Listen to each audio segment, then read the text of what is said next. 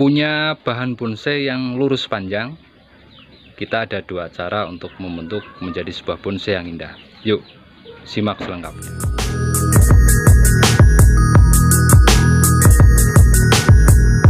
Terkadang kita dibuat bingung dengan bahan bonsai, terutama yang kita mengambil di alam ya. Bahan bonsai yang hasil dongkelan itu ternyata motifnya cuma lurus panjang saja, atau motif gerak dasar dari batang tersebut kurang. Nah, sebenarnya untuk membentuk sebuah bonsai menjadi karakter yang cukup istimewa, itu ada dua cara untuk mengatasi bonsai yang lurus panjang. Yang pertama, kita buat bonsai tersebut menjadi bonsai dengan gaya bunjin atau literasi bonsai style. Itu yang pertama. Kemudian untuk yang kedua, ya kalau pengen agak punya gerak dasarnya, kita potong ya. Kita press sedemikian rupa sehingga kita bisa membentuk gerak dasar dari batang bonsai tersebut pada tunas pertama yang tumbuh. Oke. Tapi sebelumnya ini loh, kita kasih contoh ya. Nah, misalkan ini ya. Ini untuk gerak batangnya saya rasa kurang sekali, cuma membentuk melengkung seperti ini saja. Nah, ketika kita pengen membuat untuk gerak dasar dari batang tersebut agak sedikit terkesan istimewa, kita bisa pakai tunas yang pertama. Kemudian ini kita gerak melengkung seperti ini. Nah, nanti untuk mahkotanya, calon mahkotanya di sini nanti ini kayak semacam, kalau bahasa di kami ya itu ndelosor gitu ya. Ndelosor ini, memanjang seperti ini. Ini pastinya perlu pengelosan lagi karena ini belum terlihat ngepen atau mengecil. Jadi ini kita biarkan agak membesar. Nanti ini seiring berjalannya waktu besar, kemudian akan tampilannya akan sedikit lebih ekstrim daripada cuma mengandalkan batang yang cuma melengkung saja seperti ini ya.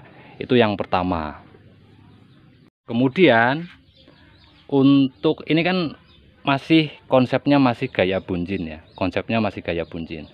Jadi kita biarkan dulu sementara untuk cabang yang untuk batang dengan karakter alaminya kita biarkan, kemudian kita bentuk di ujung-ujungnya ya. Kita bentuk di ujung-ujungnya seperti ini. Ini adalah rukem.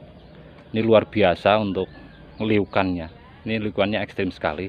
Nah, di sini paling tidak kita minimal dua mata tunas ya. Dua tunas, yang satu cabang, yang satu jadi terusan untuk batang. Bisa juga cukup satu saja. Kalau cukup satu, biasanya misalkan tunasnya berada di sini ya. Nah, misalkan tunasnya berada di situ, dilekukan ini. Kita biarkan. Kemudian yang atas kita biarkan jadi keringan. Nah, itu konsepnya. Jadi ketika tidak ada terusan untuk batang, biasanya kita pakai satu mata tunas. Nanti ini biasanya kita pakai untuk keringan. Tapi ketika kita untuk mengeloskan di sini ada terusan batangnya, kita cukup minimal dua saja. Atau misalkan kalau kita pengen tiga, berarti dilekukan sini misalkan ya. Lekukan sini. Usahakan ketika kita pilih untuk mencari tunas di cabang itu biasanya dilekukan ya. Usahakan dilekukan. Misalkan ini geraknya meliuk seperti ini, kita pakai yang di liukannya, jangan di dalamnya ya. Kelihatannya kurang etis, kurang eksotis ya, kurang eksotis.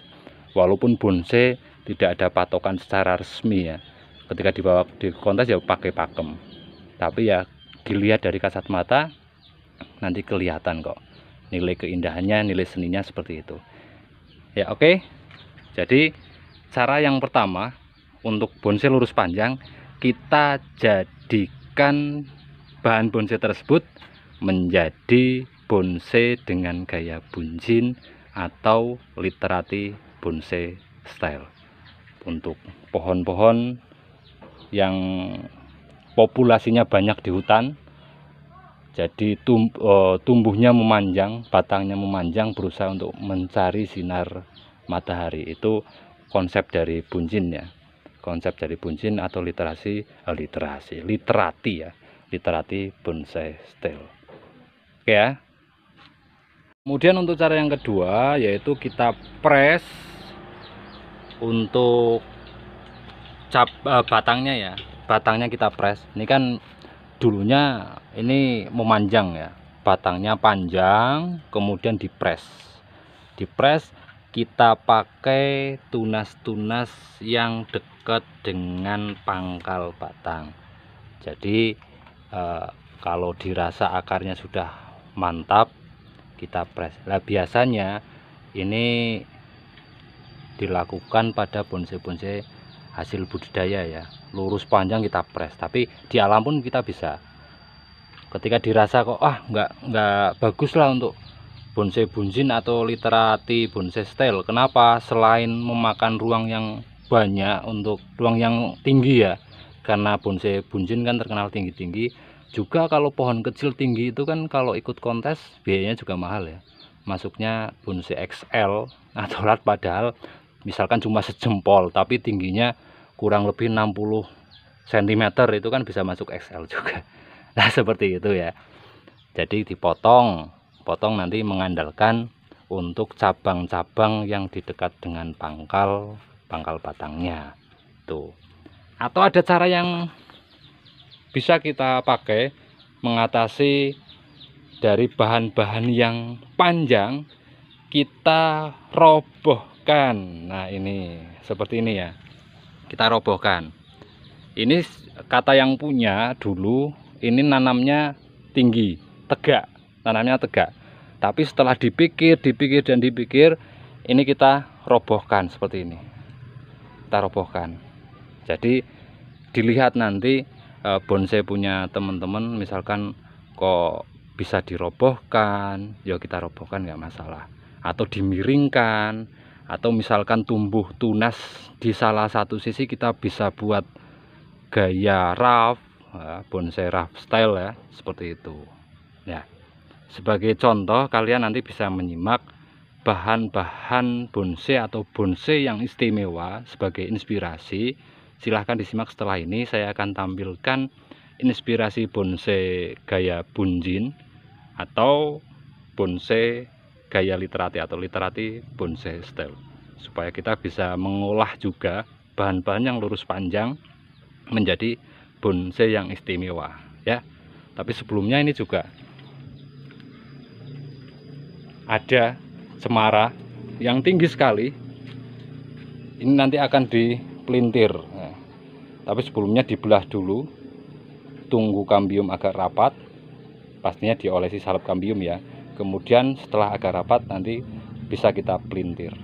Atau konsep dari Mr. Ranto Bonsai ya, Master Ranto Bonsai itu juga sama, kita belah, kemudian nanti setelah tumbuh kambiumnya kita bisa pelintir menjadi bonsai yang eksotis luar biasa.